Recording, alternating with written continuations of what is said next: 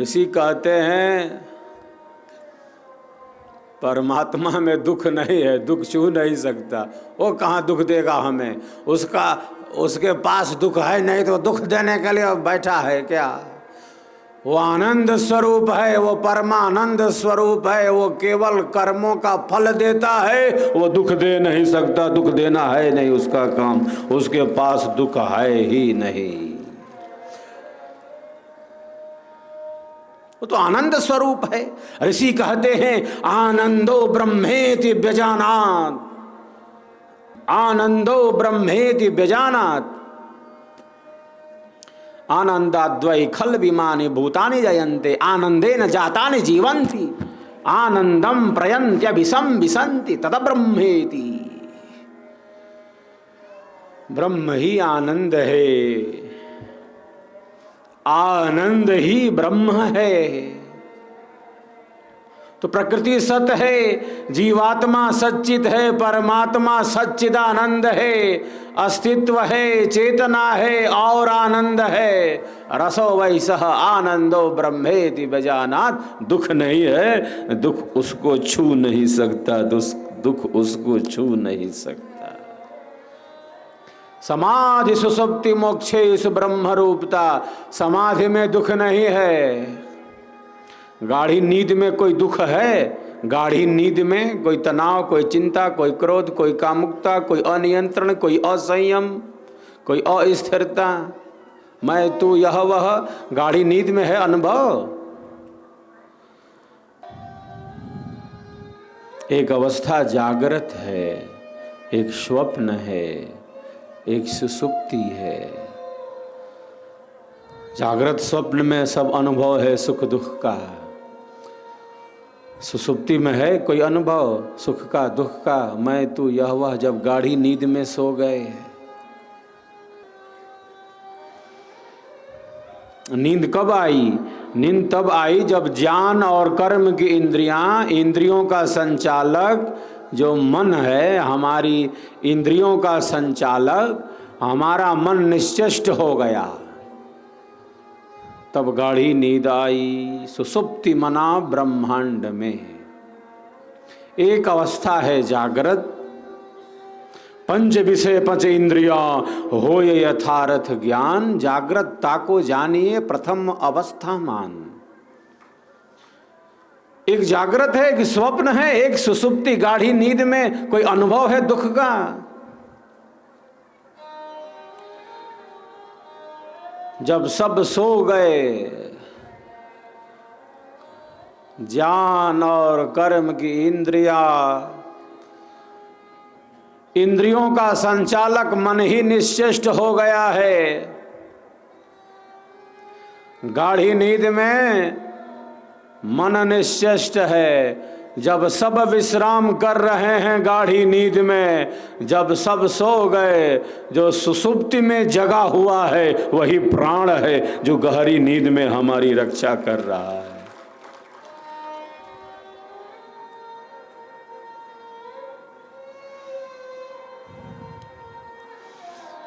जब सब गाढ़ी नींद में सो गए, प्राण जगे हैं, हमारी रक्षा कर रहे हैं। जो गाढ़ी नींद में जगा है वही प्राण है। और प्राणों का जो प्राण है, हमारे श्वासों का जो श्वास है, जो सर्वाधार है, जो हमारे प्राणों का प्राण है, जो हमारे प्राणों को प्राणवंत बनाता जा रहा है, वही परमात्मा सच्चिदानंद स्वरूप है। सच्चिदानंद स्वरूप है। हम सबका संकल्प महान,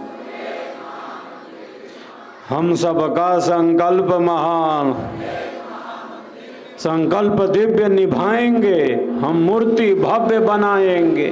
संकल्प दिव्य निभाएंगे, हम मूर्ति भव्य बनाएंगे। विहंगम योगी करे पुकार, विहंगम योगी करे पुकार। चलते हैं अब स्वर वेद की वाणियों में। सदगुरु के इन दोहों में, इन चौपाइयों में अद्भुत शक्ति है, साधना की ही गहराई है। और आज सदगुरु देव की इन चौपाइयों का हम श्रवण करते हैं। शांत चित्त होकर हम सब इसका श्रवण लाभ लें। जय स्वर वेद कथा। त्रिवेणी संगम स्नाना सर्वकर्म यदताहीन साना। त्रिवेणी संगम स्नाना सर्वकर्म यदताहीन साना।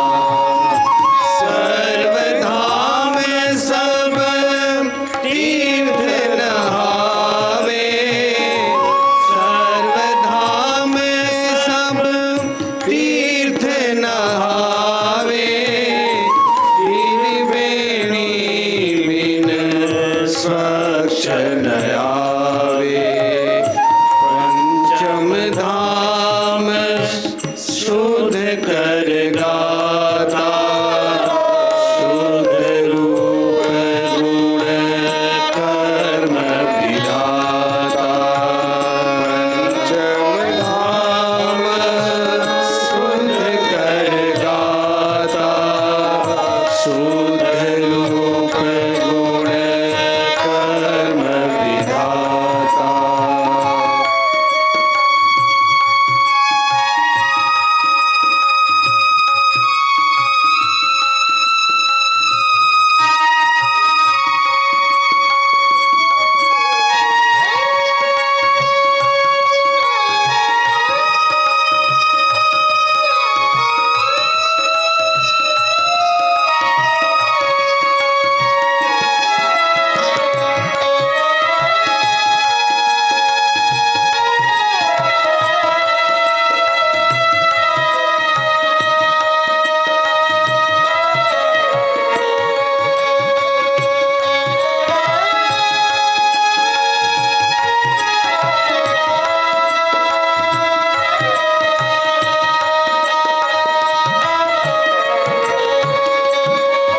मजन से हो दिव्य स्वरूपा मजन से हो दिव्य स्वरूपा। गए पाकित तन कलुष रूपा। वर अध्यात्म धाम त्रिवेणी मंदिर द्वार सुगति पर सेनी।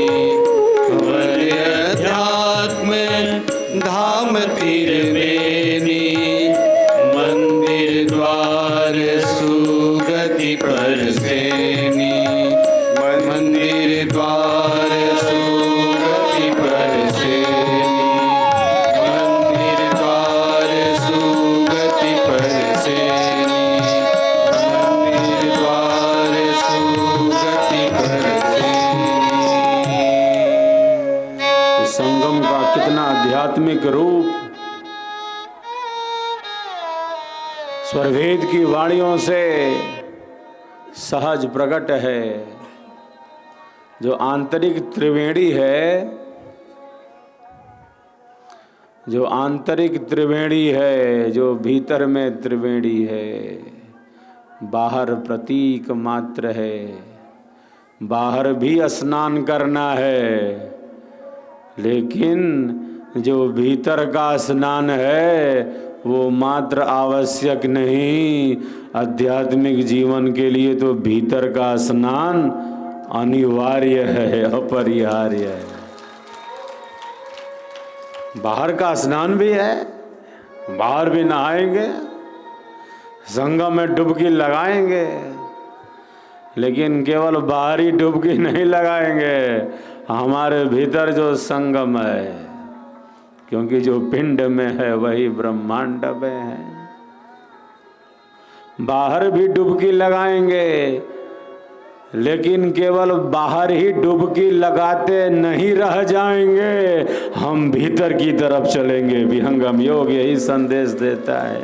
हमारे ऋषि महर्षि यही संदेश देते हैं। यही धारा है सरस्वती की, ब्रह्म विद्या की, साधना की धारा है। जिससे हमें आंतरिक त्रिवेणी का बोध होता है, मन शुद्ध होता है, निर्मल होता है। और बिना मन की शुद्धि के, बिना मन की पवित्रता के हमारे जीवन का विकास कहाँ। इसीलिए हमारे ऋषि कहते हैं, तन में मनः शिव संकल्पमस्तु।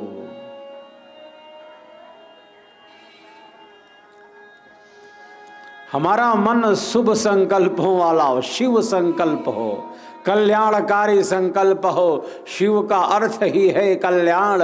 हमारा संकल्प कल्याणकारी संकल्प हो।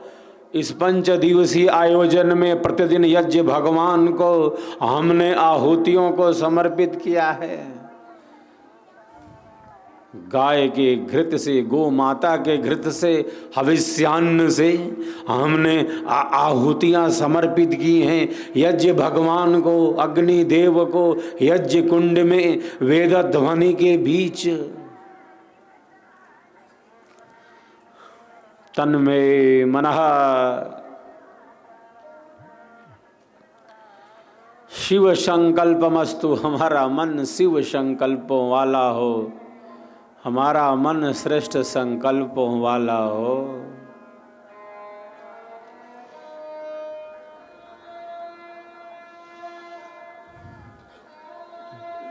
यही हमने कामना की, यही हमने प्रार्थना की।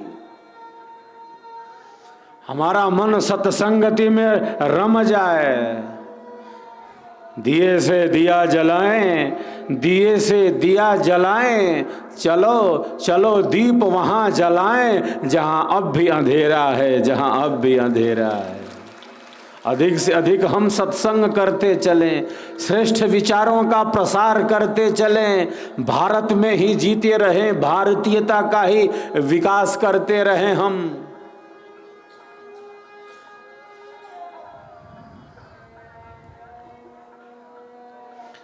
सत्संग अधिक से अधिक करें, यज्ञ की अग्नि ही प्रज्वलित रहे, यज्ञ भगवान प्रकट रहे, हमारे भीतर ज्ञान की अग्नि प्रकट रहे। क्योंकि मन को संसार के विषयों से तृप्त नहीं किया जा सकता। मन को संसार के विषयों से, भोगों से, पदार्थों से, संबंधों से कभी मन तृप्त नहीं हो सकता। मन तृप्त नहीं हो सकता। उसको सत्संग का प्रवाह चाहिए, सत्संगति चाहिए। भवसागर नर देह का दिशा प्रदर्शक यंत्र, सत्संगति सब मूल है, सब ज्ञानन पर मंत्र, सब ज्ञानन पर मंत्र।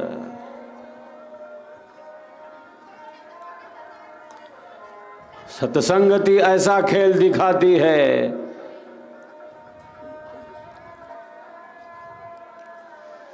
मन को संसार के विषयों से, पदार्थों से, संबंधों से तृप्त नहीं किया जा सकता तो नहीं किया जा सकता।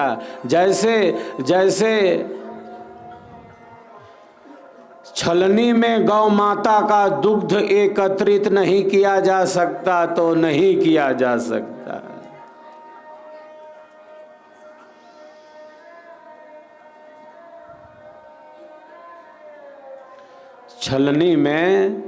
छलनी में सारी गायों का दूध दूह लिया, छलनी बिल्कुल खाली की खाली। उसी प्रकार मन को संसार के विषयों से, भोगों से, पदार्थों से, संबंधों से जितना भर लिया, मन जैसे बिल्कुल खाली की खाली, अतृप्त, इतना अनियंत्रित है ये। जैसे छलनी में गौ माता का दूध एकत्रित नहीं किया जा सकता तो नहीं किया जा सकता, पुआल की कटोरी में जल एकत्रित नहीं किया जा सकता तो नहीं किया जा सकता। छलनी में गौ माता का दुग्ध इकट्ठा नहीं किया जा सकता तो नहीं किया जा सकता। उसी प्रकार मन को संसार के विषयों से, भोगों से, पदार्थों से तृप्त नहीं किया जा सकता तो नहीं किया जा सकता।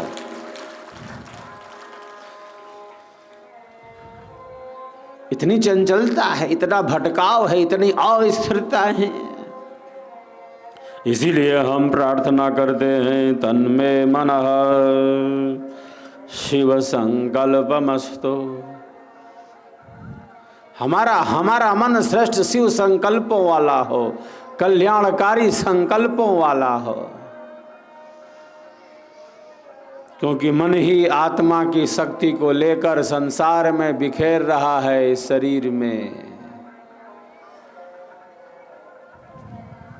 आत्मा का संबंध मन से है, मन का संबंध इंद्रियों से, और इंद्रियों का संबंध उनके विषयों से ही तो है।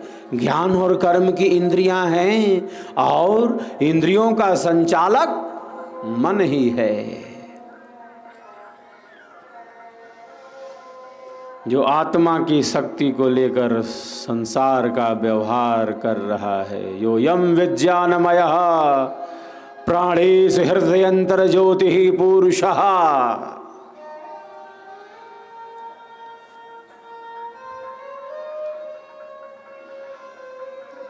एक उपनिषद का प्रसंग है।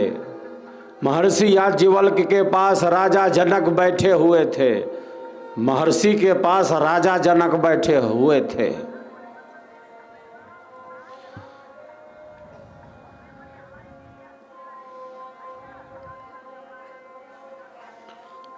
तो राजा ने पूछा महर्षि से, महर्षि मैं आपसे कुछ जिज्ञासा करना चाहता हूँ। ये राजा और ऋषि का संवाद है, ये ऋषि संस्कृति है। राजा जनक स्वयं विदेही राजा, वो पूछते हैं महर्षि याज्ञवल्क्य से,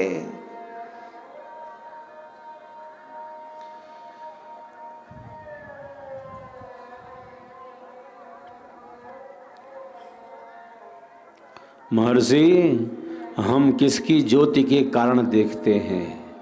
ये वस्तुएं कैसे प्रत्यक्ष होती हैं? हम किस कारण देख पाते हैं? ये दृश्य क्यों दृश्यमान है महर्षि?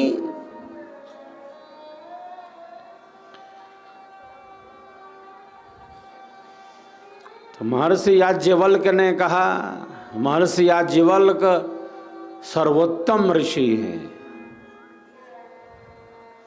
महर्षि भारद्वाज से उनका कितना प्रेम संबंध रहा, सत्संग होता रहा। ये प्रयागराज, तीर्थराज प्रयाग महर्षि भारद्वाज की ही तो भूमि है। महर्षि भारद्वाज आश्रम है यहाँ, जिन्होंने यंत्र सर्वस्व नामक ग्रंथ की रचना की थी।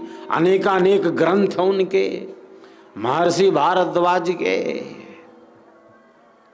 विमान अभियांत्रिकी जो ग्रंथ है वो महर्षि भारद्वाज का ही तो है।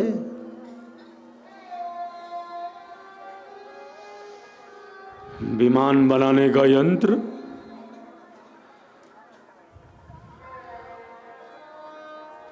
अभियांत्रिकी का ग्रंथ है। तो हमारे ऋषियों ने, महर्षियों ने, महापुरुषों ने अनंत ज्ञान का अनुभव किया। प्रकृति परमाणु से लेकर परमात्मा पर्यंत अनंत ज्ञान का अनुभव किया और उसे प्रकट किया समस्त लोक के कल्याण के लिए। लोका समस्ता सुखिनो भवन्तु, इसी भावना से सुख शांति सबको मिले, यह उपदेश हमार, सारा विश्व हमार है, हम हैं सब संसार, हम हैं सब संसार।